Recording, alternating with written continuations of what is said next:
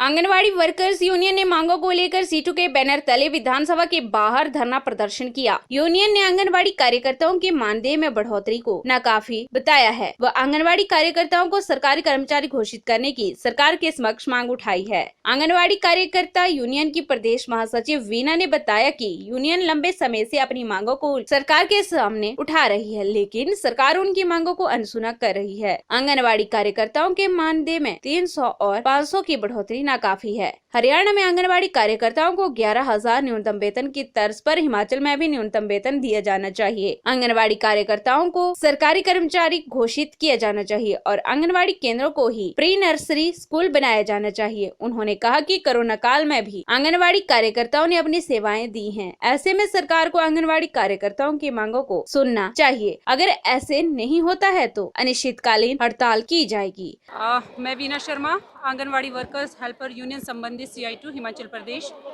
आज की जो हमारी हड़ताल है वो मेन फोकस करती है प्री नर्सरी में जो नियुक्ति की जा रही है उसको लेकर के, क्योंकि सरकार अलग अलग बयान दे रही है कि कभी बोलती है आउटसोर्स से भर्ती करेंगे, कभी NTT से भर्ती करेंगे और हम लोगों को वो अनदेखा कर रही है।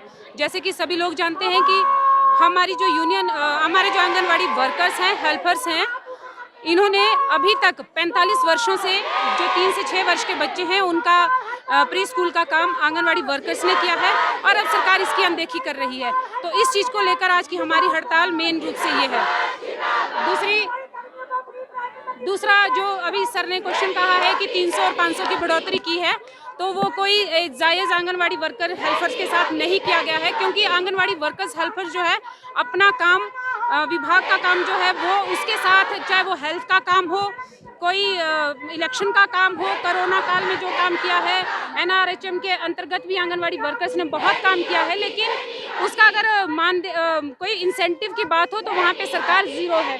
कोरोना काल में भी सरकार ने हमें कोई इंसेंटिव नहीं दिया है और जो NRHM में जो आंगनवाड़ी वर्कर्स द्वारा काम किया गया है उसका भुगतान 2013 से भी पेंडिंग है। तो ये जो 300 और 500 की बढ़ोतरी है वो कोई जायज़ नहीं है। साथ में अगर मैं आपको बताना चाहूँगी कि जो हरियाणा में है, हरियाणा में वर्कर्स का मानदेय जो है 11,000 के ऊपर है और यहाँ पर 2200 के आसपास हमारी स्टेट गवर्नमेंट हमें दे रही है, जो कि नाकाफ़ी है और हम इसीलिए इस हड़ताल में यहाँ पे आए हैं। हम सरकार से ये डिमांड करना चाहेंगे कि आंगनवाड़ी वर्कर्स हेल्पर्स जो है बहुत समय से काम कर रही है, उसको सरकारी कर्मचारी का दर्जा दिया जाए और उसके लिए कोई नीति बनाई जाए ताकि नीति के अंतर्गत उसका कुछ ना कुछ कहीं ना कहीं प्रावधान हो सके। मानदेय बढ़ोतरी की बात हम बहुत बार कर चुके हैं और हम ये चाहते हैं कि सरकारी कर्मचारी की जैसे भी घोषणा होती है उसके साथ साथ हमें 65 वर्ष की रिटायरमेंट की आयु दी जाए। 65 वर्ष में वर्कर हेल्पर रिटायर होगा, पेंशन और ग्रेजुएटी भी आंगनवाड़ी वर्कर्स हेल्पर्स को मिलनी चाहिए। और जो हमारे मिनी सेंटर्स हैं, जो आंगनवाड़ी वर्कर्स है वो बच्चों को लाना है, खाना पकाना है, सारे काम वो कर रही है, उसको प्रमोट करके आंगनवाड़ी वर्कर का दर्जा दिया जाए। धन्यवाद। अगर ये मांगे नहीं मानी जाती हैं तो हम अब अनिश्चितकालीन हड़ताल पे हम लोग जाएंगे, चाहे हमें यहीं पे बैठना पड़ेगा, क्योंकि अब इसके अलावा कोई और दूसरा चारा नहीं है। लेकिन हम गुजारिश यही कर रहे हैं कि अगर सरकार हमारी बातें आराम से मान लेती है तो इस तरह से हमें ना करना पड़े। लेकिन अगर हमारी नौकरी जब चली जाएगी तो काम हमारे पास दूसरा नहीं होगा, फिर हम यहीं पे धरने पे बैठेंगे।